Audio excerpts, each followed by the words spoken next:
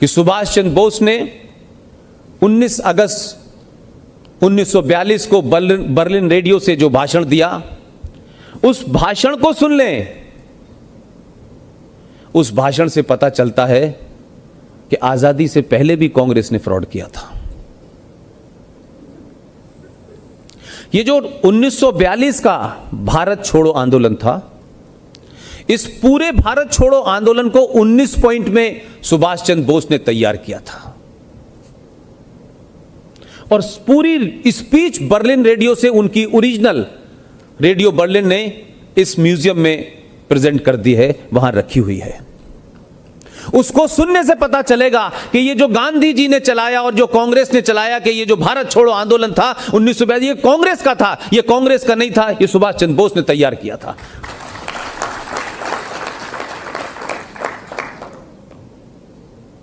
लिहाजा सुभाष चंद्र बोस हो, वीर सावरकर हो और अनगिनत बहुत सारे लोग हैं, लेकिन सब्जेक्ट के तौर पे मैं इन दो लोगों को ऊपर काम कर रहा हूं। एक का हमारा एजेंडा पूरा हो गया है। अब सिर्फ इस देश को यह बताना है कि आप ये मत समझिए कि गांधी जी और नेहरू जी पैदा हुए थे स्वतंत्रता आंदोलन के लिए। बहुत लोग थे भाई, उनकी बहुत बड़ी भूमिका थी, उसको कैसे छुपा दिया गया ये दुख की बात है, लेकिन अब सब कुछ बाहर आ गया है। लिहाजा सच्चाई को जानिए। और मुझे ऐसा लगता है कि जब आपका आइकॉन, आप जिस बहादुर आदमी की तारीफ करते हैं, जब उसको विजुलाइज करते हैं तो आपके अंदर उस जैसी शक्ति आने लगती है। लिहाजा अब इस देश के अंदर सुभाष चंद्र बोस की न सिर्फ बात कहने वाले लोग पैदा हो रहे हैं, सुभाष चंद्र बोस की मानसिकता के कारण दोबारा सत्ताएं वही बदल रही हैं जिन्हें आप चाहते हैं, बौने बाहर हो रहे हैं।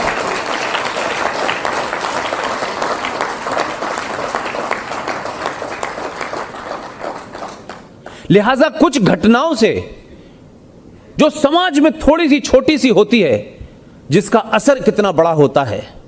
क्योंकि कुछ देश में 70 साल में कुछ लोगों ने अपनी पोजीशनिंग ऐसी कर रखी थी कि वो कहते हैं कि अगर आपकी दुकान के आगे सेकुलरिज्म का बोर्ड नहीं लगा होगा तो हमारा वोट आपको नहीं मिलेगा। और हर आदमी वोट लेने के लिए जामा मस्जिद भी जाया करता था।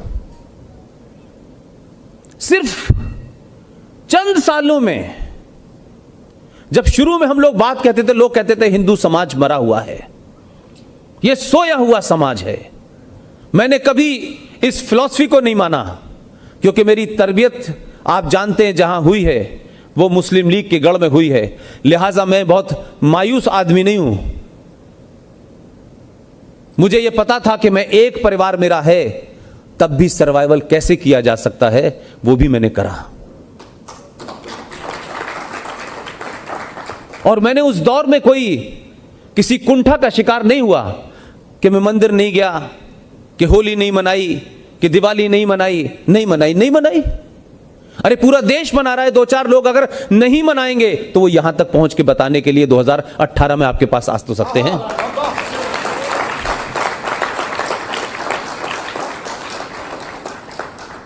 इसलिए इस देश के हिंदू को, इस देश के राष्ट्रवादियों को कुरान शरीफ ज़रूर पढ़ना चाहिए।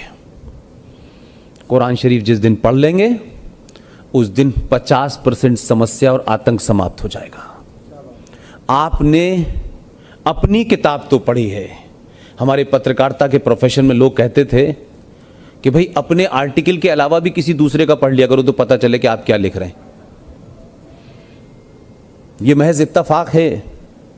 जब पैदा हुआ था तब पता नहीं था, जब सहाफत में आया तब पता नहीं था, 2017 तक मुझे कोई अंदाजा नहीं था कि मैं जो बात कभी कॉलेज में कहता रहता था, जो आपसी बातचीत में कहता था, वो शायद ऐसी होगी जो देश के लिए नई होगी।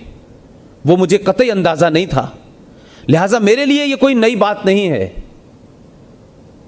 कि कुरान की एक आयत ये कहती है कि मैंने ऐसी बहुत सी तारीख में कौमों को बर्बाद कर दिया है जिसने मेरा रास्ता छोड़ दिया है। ये कोई पुष्पिंद कुमारी, कोई गीता, कोई हनुमान चालीसा में नहीं लिखी हुई है।